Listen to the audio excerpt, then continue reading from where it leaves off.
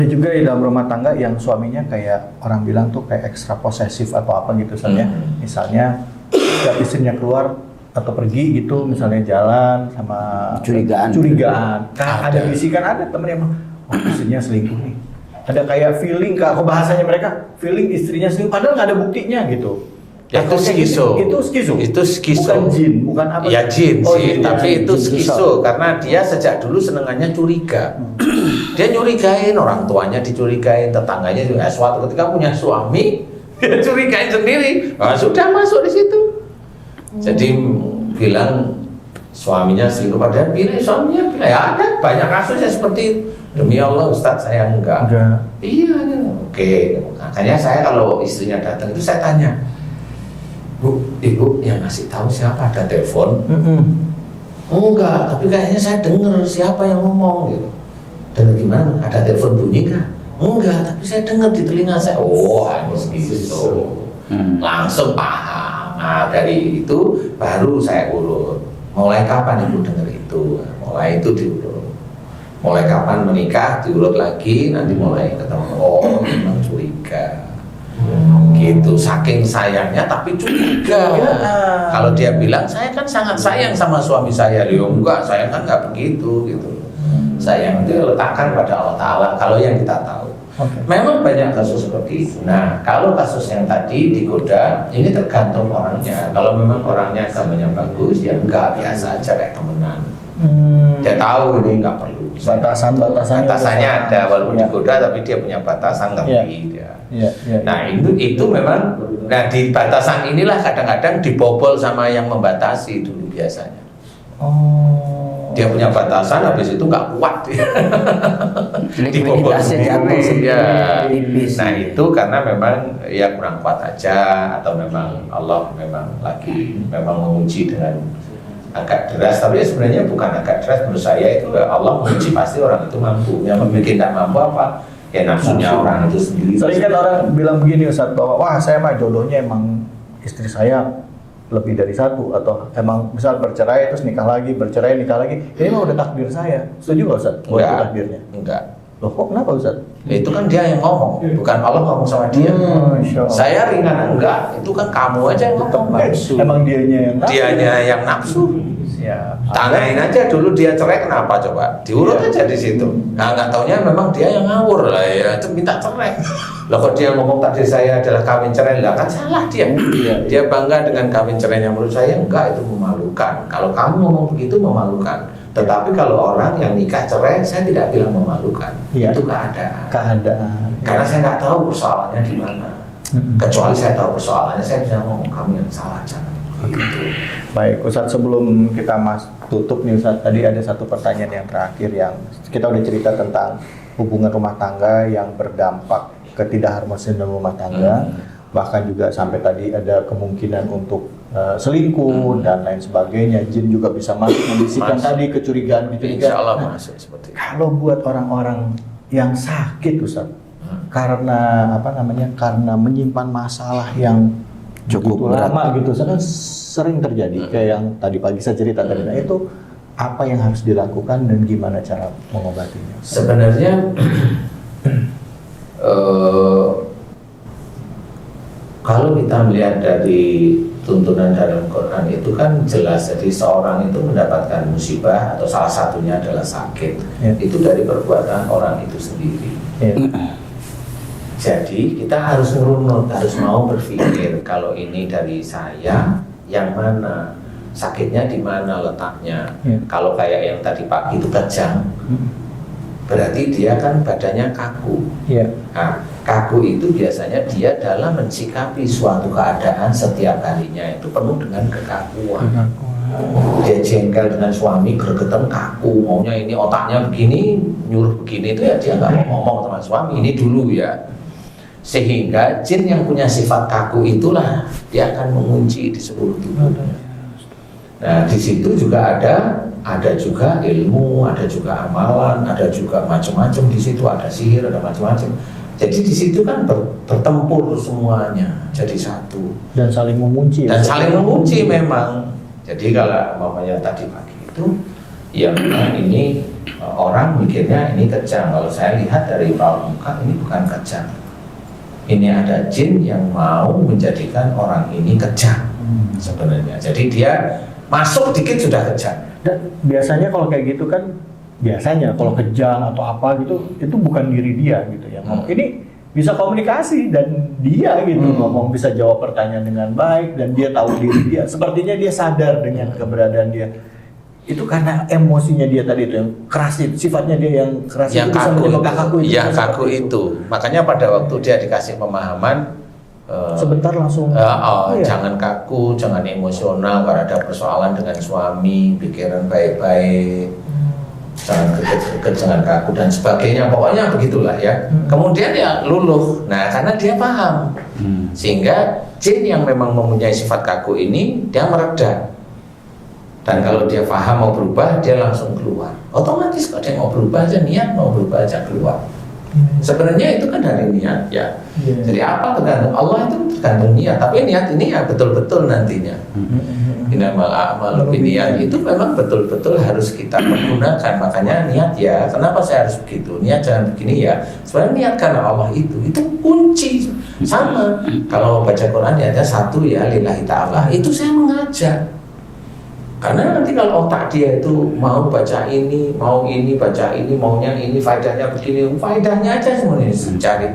Padahal kalau dilihat artinya ya nggak terlalu berhubungan. Padahal kalau dilihat ini petunjuk. Faedah itu kalau memang betul-betul dikerjakan dari petunjuk tersebut, baru faedahnya itu ada, amal solehnya ada dan sebagainya. Nah itulah yang kita pergunakan untuk agar Allah itu bisa mengabulkan doa-doa kita. Sebenarnya dari situ. Tapi kalau kita hanya membaca saja, ya itu hanya dapat pahala membaca. Padahal kalau pahala membaca itu kita ucup, kita lihat, selesai. Lu nggak dapat apa-apa. Orang baca itu bukan untuk Allah kok. Nggak iya. Kesombongan. Untuk dia mencari dunianya itu kan nggak boleh sebenarnya. Kalau Allah menyuruhnya nggak boleh. Boleh berdoa. Ya Allah, aku mohon padamu, berikanlah aku rezeki yang besar ya Allah. Boleh, tapi ada buntutnya. Untuk meningkatkan iman dan ketakwaanku kepadamu. Boleh. Kalau saya, boleh. Pintar untuk orang itu. Saya bilang itu pintar. Tapi kalau ya Allah berikan aku kerajaan seperti Nabi Sulaiman itu ngarang gitu. Itu menurut saya ngarang.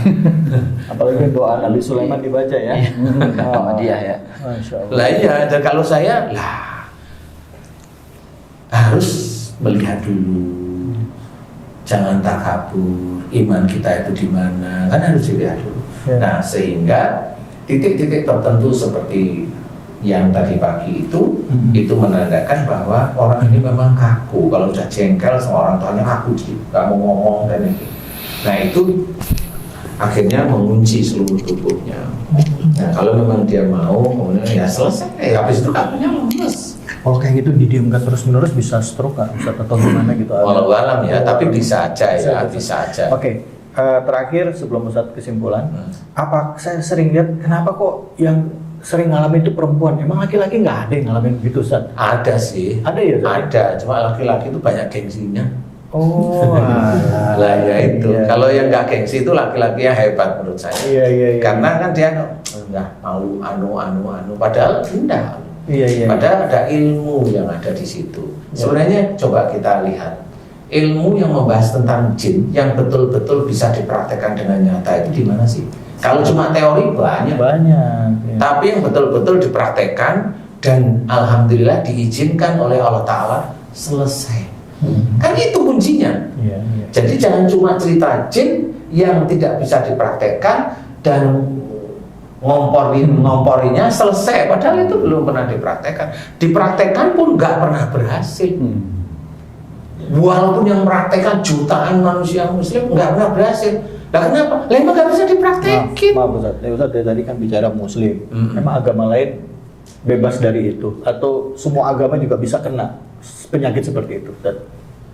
Ya kita kan muslim. Kalau agama lain mau dengerin, alhamdulillah. Soalnya ada yang nanya begitu, Ustadz, kenapa sih kok soal dibahasnya orang muslim terus? Emang agama lain enggak gitu. Kayaknya agama Muslim berarti begini dong. Ustadz Danuri menyudutkan agama Islam. Saya bilang enggak juga gitu. Makanya ini mumpung lagi ada di sini bisa Sebenarnya bukan menyudutkan agama Islam, dia aja yang tersinggung. Lah kita kan Muslim.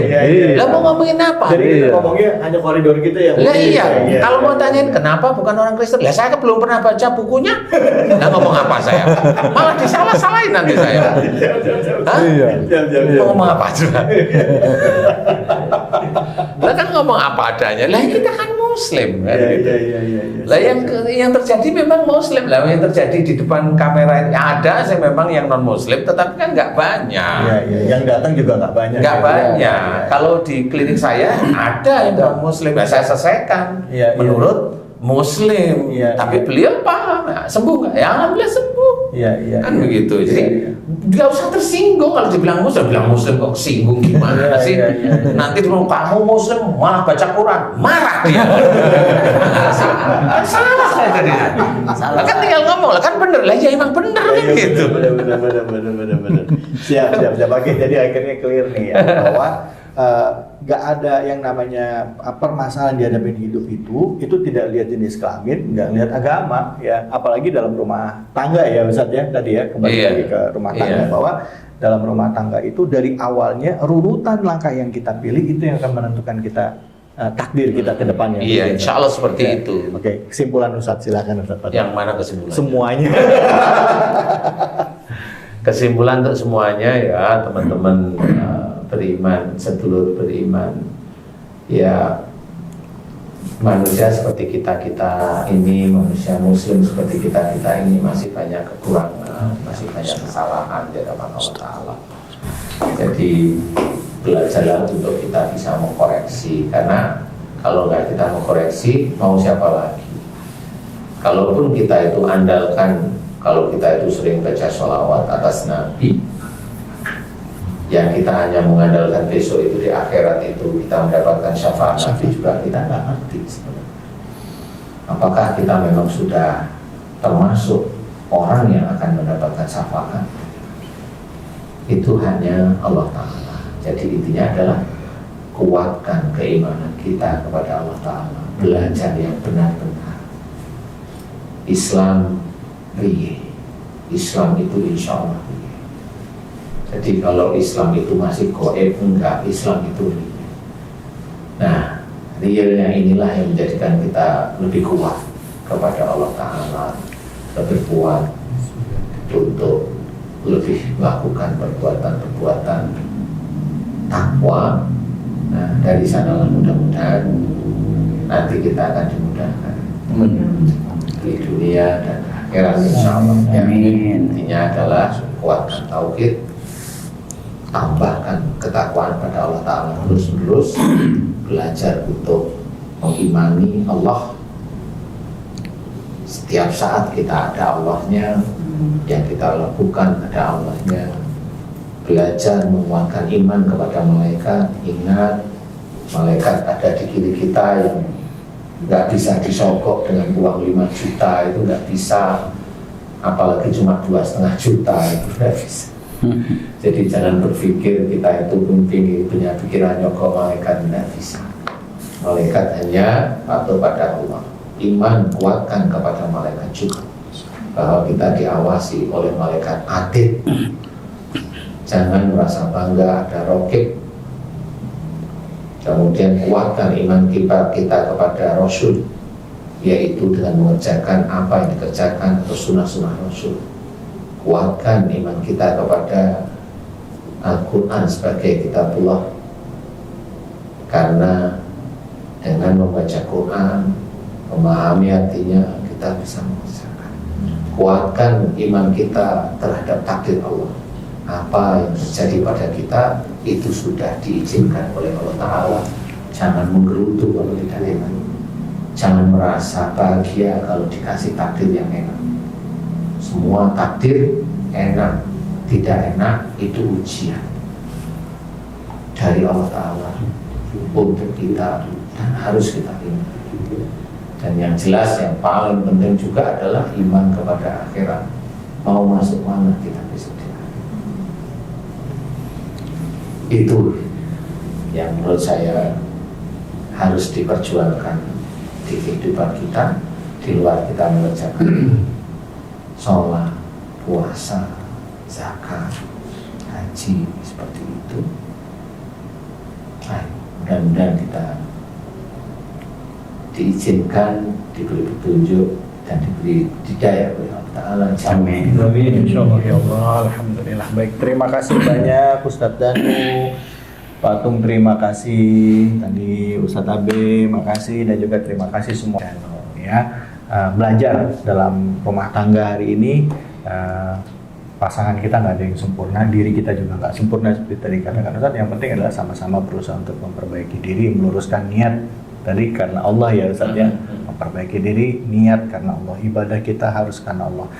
Walaupun ada urusan dunianya dalam hati, gimana Ustadz lagi gini, lurusin lagi, kembali lagi, lurusin lagi. Pasti itu ada. Iya, pasti ada. Pengen langsung lurusin lagi niat secepat kita, mungkin lurusin. Iya. Insya Allah mudah-mudahan itu sebagai amal soleh Allah Subhanahu wa taala. Amin. Mudah-mudahan selalu ada dan semoga kita termasuk orang yang diberikan perlindungan oleh Allah Amin. Subhanahu wa taala. Amin. Baik, terima kasih ya udah menyaksikan Ustadz Danu Official Channel, dan insya Allah kita ketemu lagi. Semoga Allah memberikan keberkahan, kemudahan bagi kita semuanya. Amin. Wabillahi taufiq wal hidayah. Assalamualaikum warahmatullahi wabarakatuh. Waalaikumsalam. Warahmatullahi wabarakatuh.